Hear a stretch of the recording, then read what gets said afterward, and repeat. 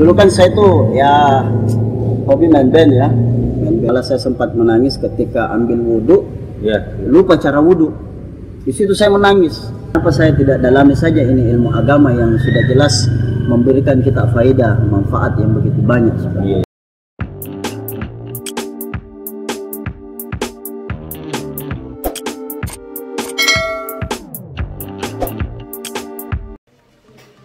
Assalamualaikum warahmatullahi wabarakatuh. Alhamdulillah, salatu wassalamu ala rasulillah, amma ba'd. Oke bro, hari ini kita akan menjumpai atau berjumpa dengan salah seorang ustadz muda, dai milenial yang berada di kota Makassar. Beliau ini adalah salah seorang senior saya, kakanda saya dalam bidang dakwah. Dan alhamdulillah kami telah menghubunginya kemarin dan kami sepakat beliau punya waktu hari ini pada sholat zuhur. Kita akan bertemu di salah satu kafe yang berada di kota Makassar. Oke guys, oke bro, mau tahu kelanjutannya seperti apa? Ikuti saya terus di channel kami.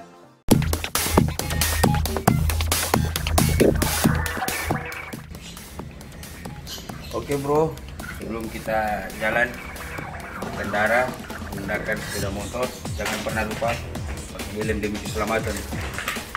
Oke, ikuti kak terus.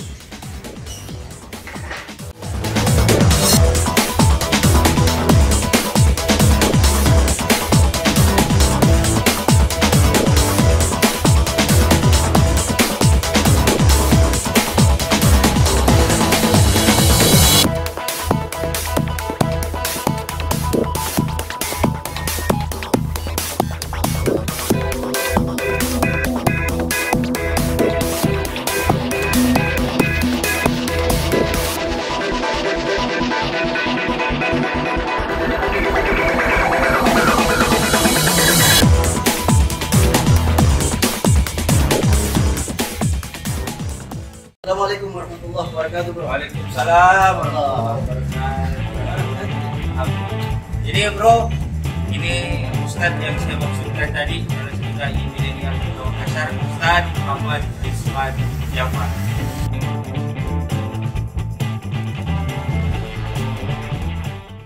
Dari mana kini kan? Dari rumah Ji. Oh, di rumah tadi. Ada keluarga datang dari Goa. Oh, dari Goa? Iya. Ini enggak apa-apa jadi tinggal di sana? Insya Allah enggak apa-apa Ji. Oh. Jadi jalan dua-dua. Jalan dua-dua. Ketemu sama keluarga, bersilaturahmi juga sama ustadzku ini, masya Allah. Sekira silaturahmi itu memanjangkan umur, memperluas rezeki. Insya Allah. Jadi sebenarnya muka sharing ini kan sama kita. Iya. Kenapa kita bisa sampai memilih jalan dakwah? Jalan dakwah ya. Jalan dakwah. Iya. Jadi begini Dinda, saya sebenarnya dari dulu tidak pernah berpikiran sampai terjun di dunia dakwah Dinda. Ya, terus. Dulu kan saya tuh ya hobi main band. Ya, main musik seperti itu. Jadi anak band bro. Jadi ini Ustadz milenial anak band. Iya. Jadi dulunya anak band. Dulu sekolah agama, tapi ya nilai-nilai agama tidak ada dalam diri saya. Nah suatu ketika saya ambil wudhu, lalu kemudian tunggu dulu kan data ku potong sedikit. Iya. Kita kan tadi bilang sekolah agama, tapi nilai-nilai agama maksudnya pelajaran agamanya itu yang tidak sesuai dengan jamnya atau yang kurang jamnya atau bagaimana? Jadi pelajaran agamanya sudah bagus, hanya ya begitulah pergaulan anak muda, anak remaja. Jadi lebih kepada pribadi sendiri seperti itu. Terus ya. Makanya saya anggap bahwa sekolah agama tapi ya nggak ada nilai-nilai agama. Waktu itu malah saya sempat menangis ketika ambil wudhu, lupa cara wudhu. Di situ saya menangis. Loh, kok seperti ini? Jadi sempat lupa cara berwudu ini. Lupa cara berwudu, saking mungkin pergaulan sudah pergaulan ya bagaimana lah anak muda. Menarik kayaknya ini kan ini. Iya. Terus ya. Nah kemudian sekolah agamanya kan dari SD sampai SMA, tapi bukan juga pesantren, bukan pesantren.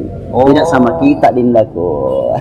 Iya kan, jadi enggak kan para bro-broku ini di rumah banyak yang menyangka atau banyak yang berpikiran kalau ustadz itu harus dari pesantren.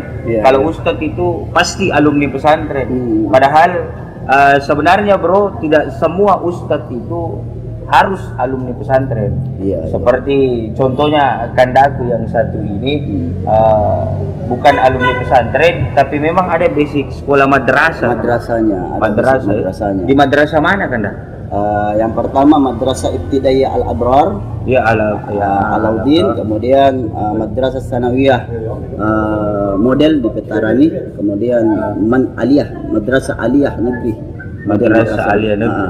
Lalu kemudian masih terjun di dunia musik sampai nganggur. Tunggu dulu kan. Oh iya. Minum dikit kopi kan toh? Iya, kopi ini sebenarnya minumannya para sufi. Oh iya. Para ulama-ulama sufi ini sangat cinta sama kopi ini, minumannya memang. Jadi terus kan, jadi terakhir Madrasah Aliyah Negeri ini? Iya. Waktu itu pas tamat SMA tidak mau lanjut kuliah. Mau kuliah tapi harus sekolah seni. Waktu itu tembak di IKJ.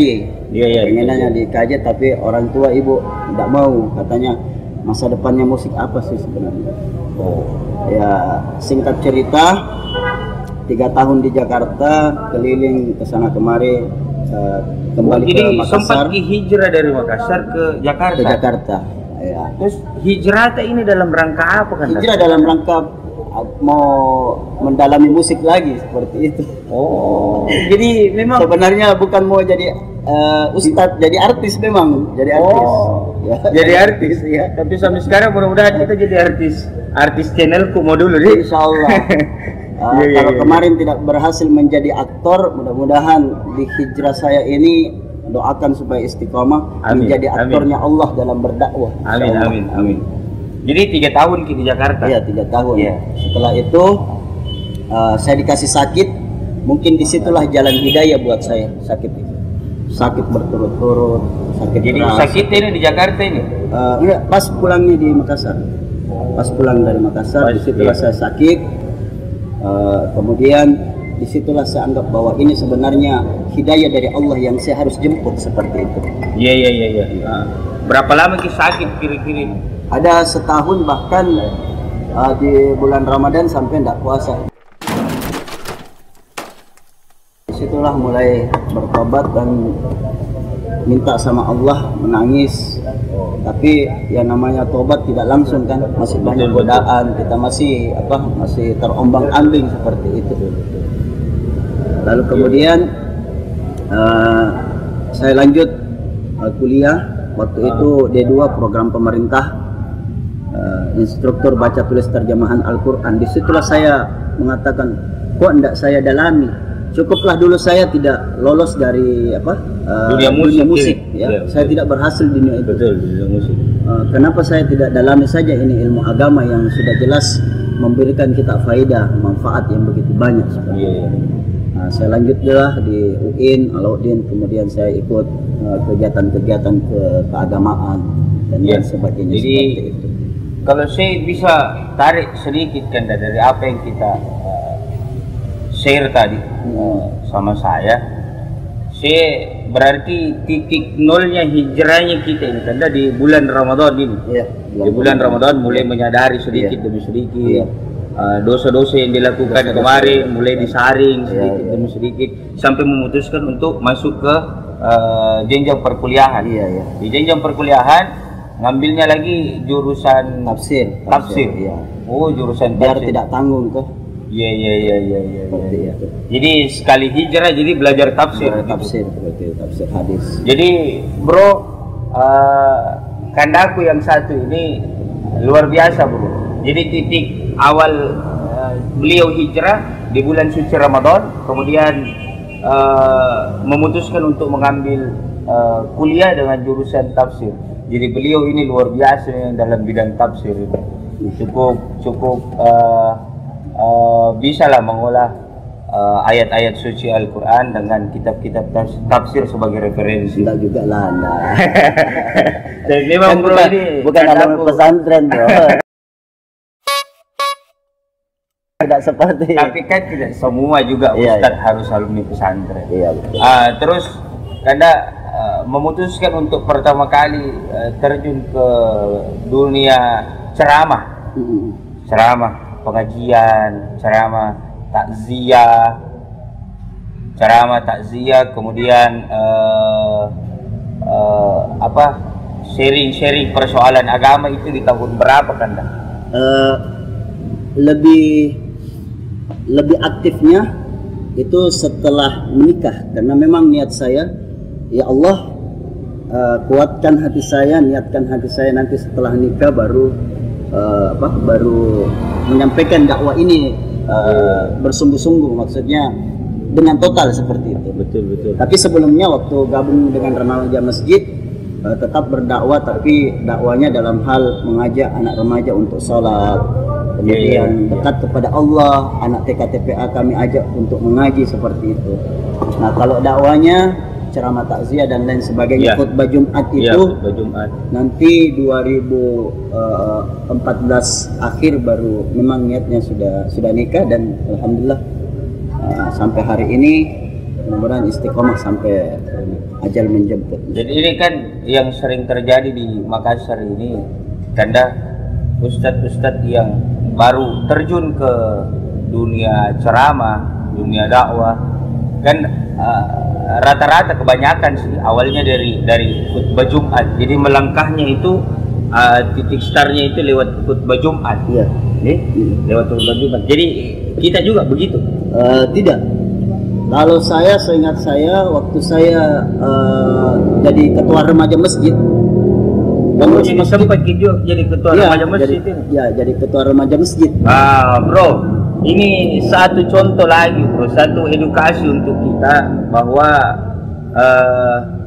kalau memang mau bersungguh-sungguh mencari jalan untuk mendalami agama, ada banyak cara. Jadi tidak mesti kita masuk ke pesantren, ya. Kalau umurnya juga sudah tidak mencukupi untuk masuk pesantren, ya tidak usah berkecil hati. Masih banyak masjid-masjid yang membuka remaja masjid, membina remaja masjid. Disitulah kita ulah bagaimana kesadaran kita, minimal rajin ke masjid dulu lah. Ke masjid, ya. Jadi remaja masjid. Seperti kandaku, awalnya dari remaja masjid terjun sampai bisa geluti dakwah ini, ceramah ini.